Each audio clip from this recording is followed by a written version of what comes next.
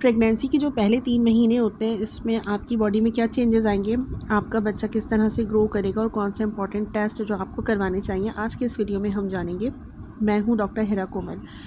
Pregnancy के जो पहला ट्राइमेस्टर, जो पहले तीन महीने होते हैं, पहला, दूसरा, तीसरा महीना, जिसमें यूजुअली कहा जाता है कि आपका प्रेगनेंसी के जितने भी सिम्टम्स होते हैं वो बहुत पीक पर होते हैं। इन 3 महीनों में आपको अपनी प्रेगनेंसी किसी को भी पब्लिकली अनाउंस नहीं करनी। ये 3 महीने खैरियत से गुजर जाएं तो फिर आप इसको ऑफिशियली अनाउंस कर सकती हैं। तो करीबी लोगों को मालूम होता है, यूजुअली यही कहा जाता है कि पहले करीबी लोगों को मालूम हो, दैट्स इट। आप इसमें आपको सबसे ज़्यादा जो प्रॉब्लम होगी मॉर्निंग सिकनेस है, नोज़िया वॉमिट की कंडीशन है, ब्रेस्ट टेंडरनेस है, छूने पर दर्द का एहसास होगा और मेटालिक टेस्ट महसूस होगा। ये प्रेगनेंसी के जो सिम्टम्स होते हैं वो सारे होते हैं। फटीग है, लेथार्जिक फीलिंग है, पूरा दिन आपको नींद आ सकती है, आपको वॉमिट या नोज़िया रहेगी, खाना पीना अच्छा नहीं लगेगा। इस तरह की जो नॉर्मल सी प्रेगनेंसी की सिम्टम्स होते हैं वो होते हैं। तो इसके साथ मैचअप करने के लिए आपको अपनी टेक केयर करनी है, डिहाइड्रेशन नहीं होने देनी है, अपनी हाइड्रेशन का ख्याल रखना है, ज़्यादा से ज़्यादा पानी का इस्तेमाल करना है, क्योंकि पहले 3 महीने जो होते हैं उसमें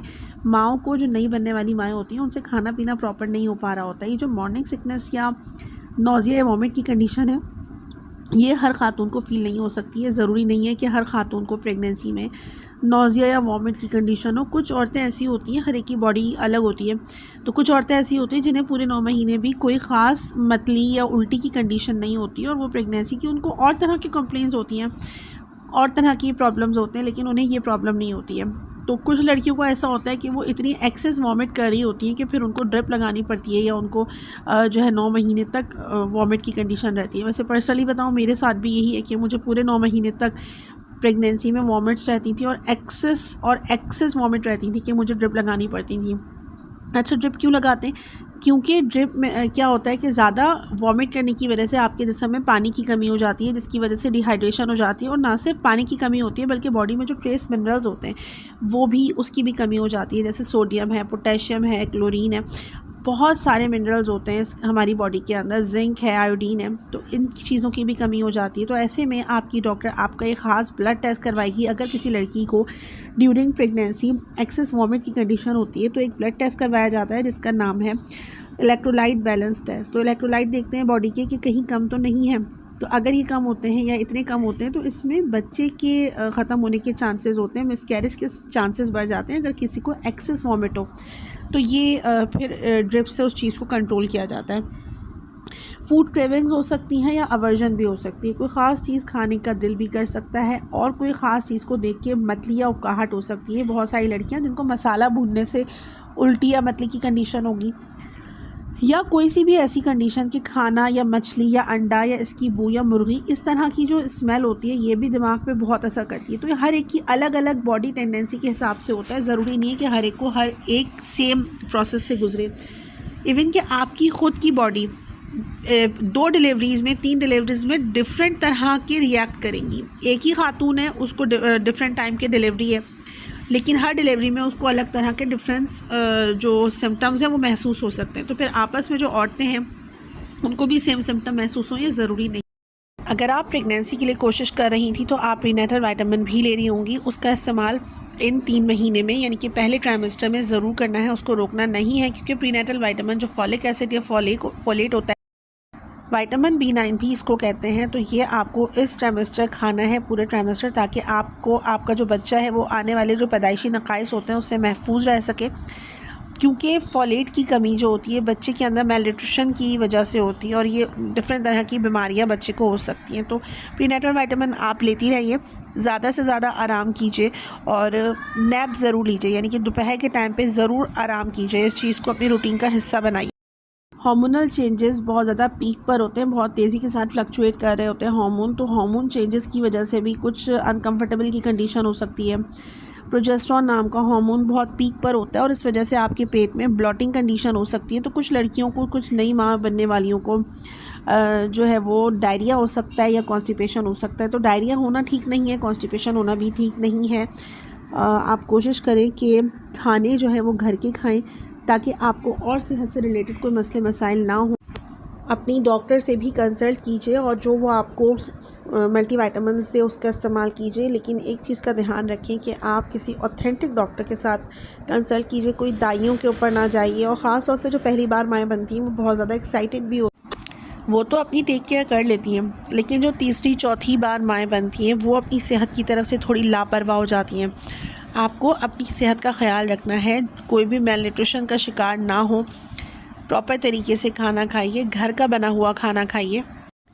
जब आपकी प्रेगनेंसी कंफर्म हो जाए तो एक अल्ट्रासाउंड छठे हफ्ते से लेकर 7वें या 8वें हफ्ते के दरमियान, ये जो 2-3 हफ्ते हैं, इसमें ज़रूर एक अल्ट्रासाउंड करवा लीजिए ताकि एटलीस्ट ये चीज़ कंफर्म हो जाए कि आपकी एक्टोपिक प्रेगनेंसी या ट्यूबल प्रेगनेंसी तो नहीं है। ये चीज़ बहुत मस्ट होती है, लेकिन ये चीज़ बहुत सारी औरतें इग्नोर कर रही होती हैं। वो तीसरे चौथे महीने जाके पहला अल्ट्रासाउंड कराती हैं और रिलैक्स होकर बैठी हुई होती हैं कि ठीक है, हमारा स्ट्रिप टेस्ट में पॉजिटिव आ गया है तो ठीक है, हमारी प्रेगनेंसी है, अब हम तीसरे चौथे महीने अल्ट्रासाउंड करवाएंगे। तो ये चीज़ ना करें, क्योंकि खुदा न ख्वास्ता एक्टोपिक प्रेगनेंसी के चांसेस हर औरत को रहते हैं। इसमें कोई दो राय नहीं है कि किसी ख़ास कंडीशन में किसी औरत को एक्टोपिक या ट्यूबल प्रेगनेंसी हो, किसी भी औरत को ये हो सकता है। तो इससे बचने के लिए आपको ये टेस्ट ज़रूर कराना है ताकि ये कंफर्म हो जाए कि यूट्रस में ही बच्चा चिपका है जो उसको चिपकना चाहिए और फिर वहाँ उसकी ग्रोथ हो रही है। तो उसकी जो बच्चे का इम्प्लांटेशन है वो यूट्रस में ही होना चाहिए। कभी कभार नहीं मालूम होता और जब हैवी ब्लीडिंग शुरू होती है, पेन शुरू होता है, तब माएँ हॉस्पिटल जाती हैं, वहाँ पता चलता है कि ट्यूब ज़ाया हो गई, ये ट्यूब रप्चर हो गई, फिर इमरजेंसी ऑपरेशन करना पड़ता है। तो खुशी की चीज़ है, खुशी की खबर है, इसको खुशी का ही रहने दें, इसको आप प्रॉपर टेक केयर के साथ चलिए। तो एक बार अल्ट्रासाउंड ज़रूर करवा लें।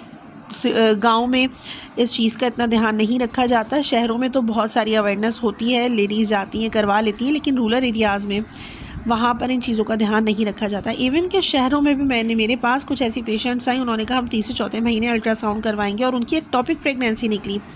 तो इस तरह की इमरजेंसी में फंसने से बेहतर है कि आप अपना अल्ट्रासाउंड करवा लें।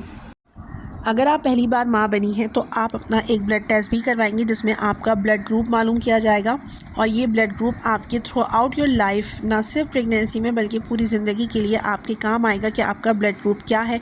तो ब्लड ग्रुप मालूम करना बहुत मस्ट होता है। पहला ब्लड ग्रुप है, दूसरा अल्ट्रासाउंड है और तीसरी चीज़ है कि आप अपना सिंपल सा एक CBC टेस्ट करवा लें। ये एक सिंपल सा ब्लड टेस्ट होता है जिसमें आपकी बॉडी की जो जनरलाइज्ड कंडीशन है ब्लड की वो पता चल जाती है कि कहीं पर कोई इन्फेक्शन नहीं है, कहीं कोई खून की कमी तो नहीं है, क्योंकि हीमोग्लोबिन जो है वो कम होना भी आपकी प्रेगनेंसी में प्रॉब्लम ला सकता है। हीमोग्लोबिन बहुत सारी लड़कियों में कम होता है, ख़ासतौर से जो यंग प्रेगनेंसी होती है उनका हीमोग्लोबिन अक्सर कम होता है। तो ऐसी लड़कियों को फिर डॉक्टर ये देख सकती है कि अब इनको किस तरह की डाइट देनी चाहिए। हीमोग्लोबिन कम हो तो आप खुराक के ज़रिए उसको पूरा करने की कोशिश करें कि उस वक्त कोई सप्लीमेंट्स ना लें।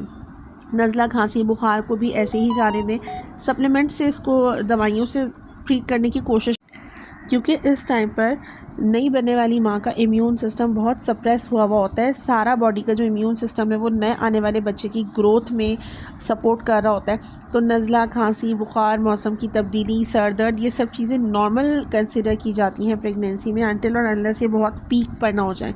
तो यखनी पी लें, अगर नज़ला बुखार है यखनी पी लें। सर दर्द है तो पैराडोल या किसी भी किस्म की आप गोली ना लें, थोड़ा रेस्ट कर लें, आराम कर लें।